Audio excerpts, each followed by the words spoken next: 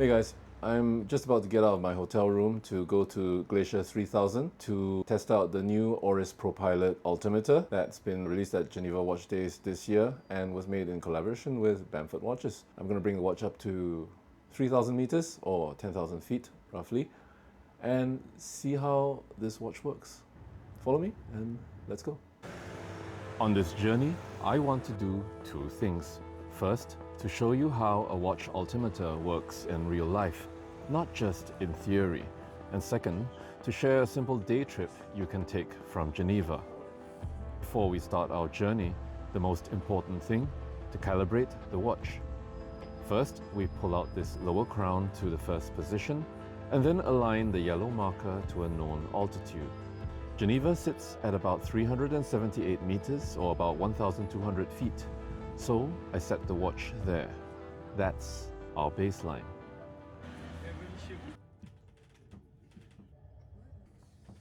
Yes, the Swiss Alps.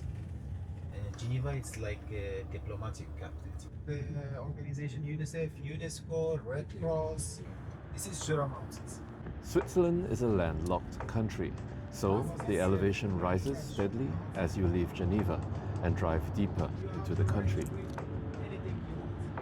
I tracked the watch as we went. If you look closely, when we started in Geneva, the yellow marker sat near the 1 o'clock position.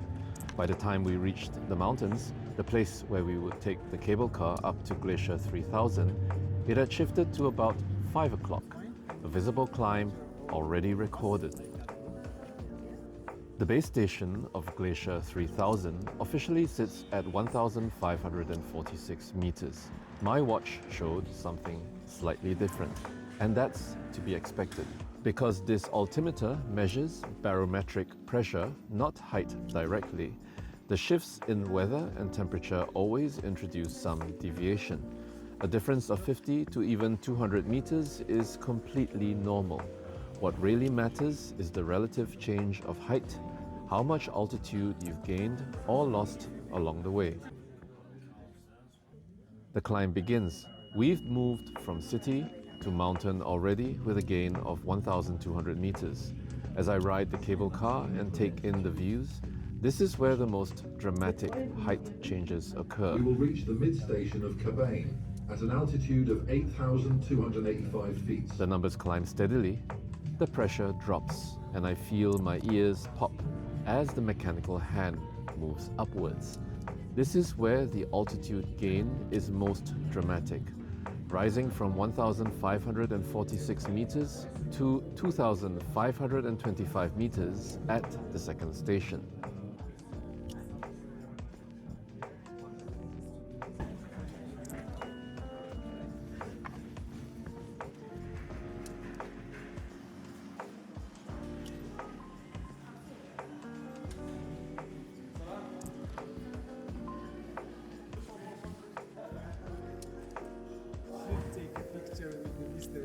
At this point, at the second station, we are at 2,535 meters, and from here we begin the second cable car, the one that will take us all the way to the top at 2,971 meters.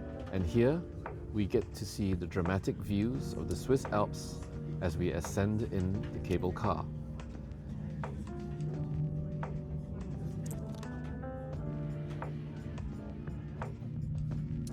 And along the way, we add another 400 meters or so to our altitude. Bonjour à vous.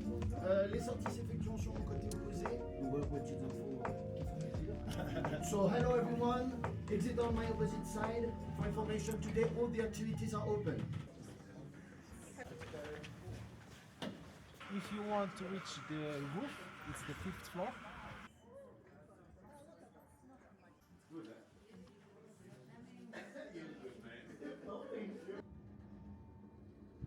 As you can see, the watch is working quite well. It's reading close to 10,000 feet. So now with this watch, I'm gonna go up to the peak walk and see how much more height we can get.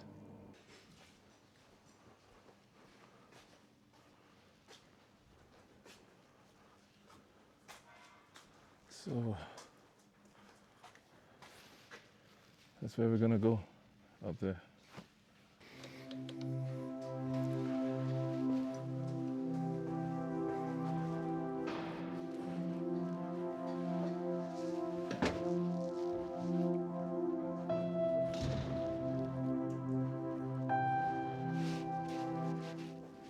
So let's check our altitude here. It's around about the same, slightly higher.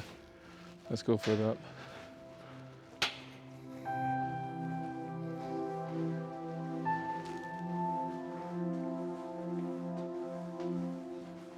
After about 3.5 hours when I calibrated the watch, I'm finally here at the peak walk.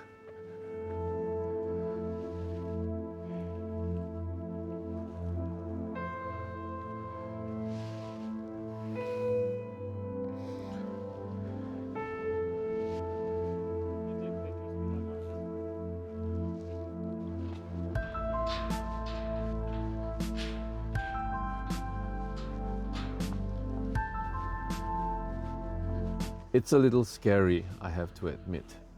This metal bridge feels solid, even though it does sway a little bit.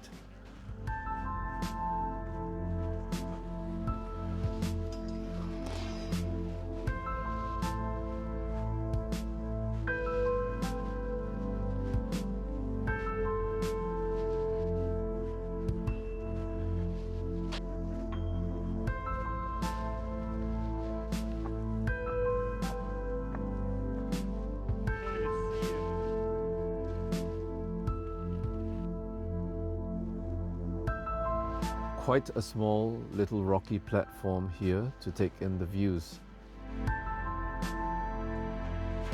I wonder how things would be like if it were more windy.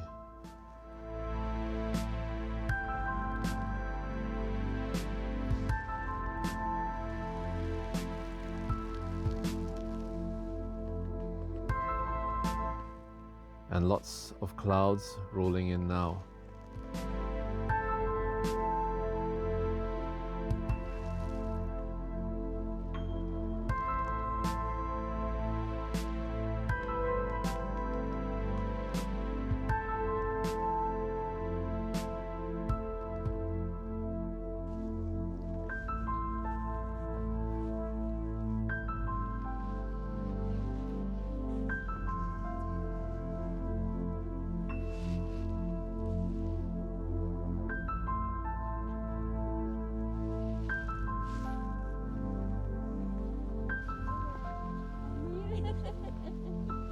It's the stairs that get you more.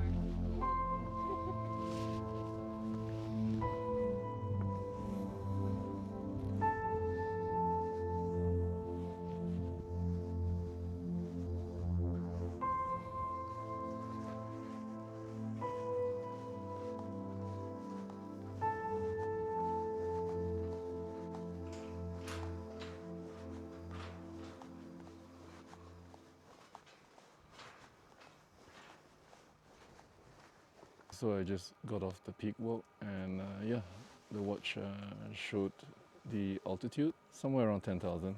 Very beautiful place. You should come over here and have a look if you are in Switzerland. It's quite an easy trip from Geneva, about 2 hours, and you get to see all of this. Let's get to the next stage of our adventure. From the peak walk, I descend again. This time, not upwards, but towards the glacier below at 1,919 meters.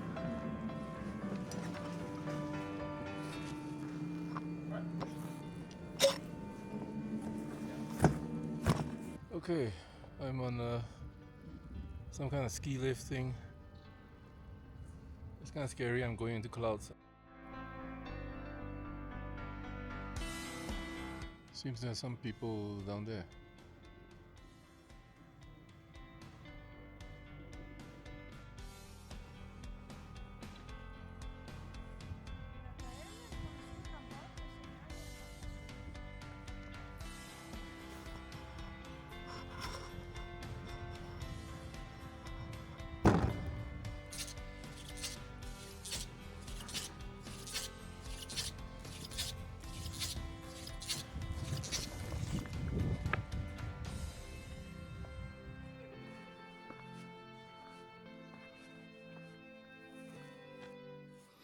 So as you can see, the altimeter reading has come down a little bit because I'm quite a ways down from the cable car station. So let's see what other adventures we can get along this trail. This looks like a big piece of ice, but there's some kind of top that's covering it.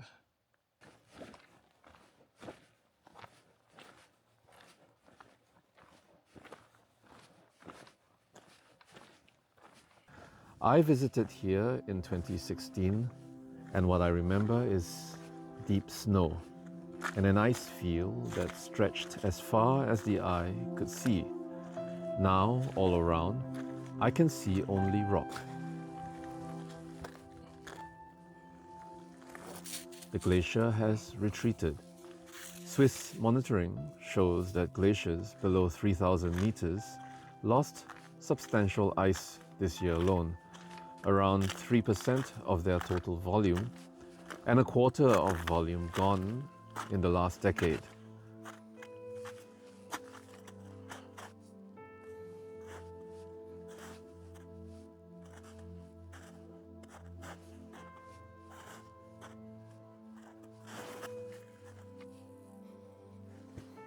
As I make my way back to the ski lift, I found that I couldn't find it. It had disappeared in the fog.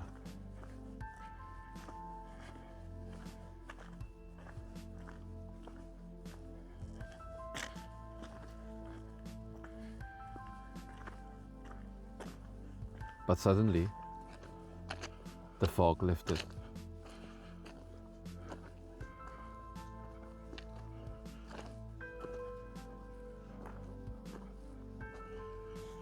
I'm going home today.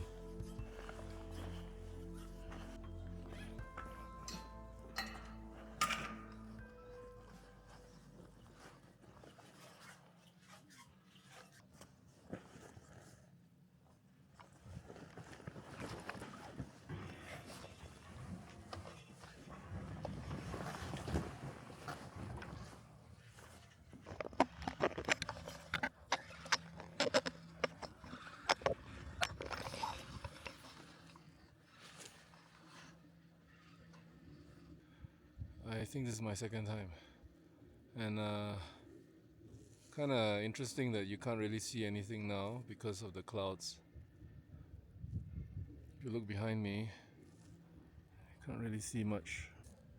Yeah, a bit frightening down there because I couldn't find the ski lift station. Yeah, be safe in the mountains. Not things can go bad quite easily. Is this the perfect adventure watch? Does seem to be.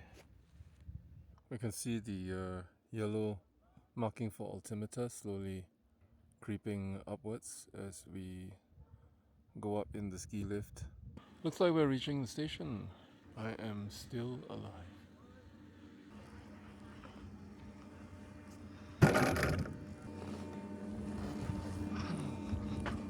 Went up to the peak walk, went down to the glacier, all with the Oris Propilot Altimeter.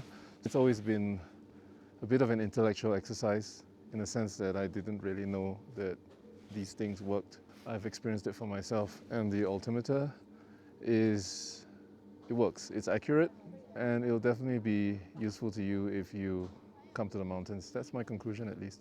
What do you think?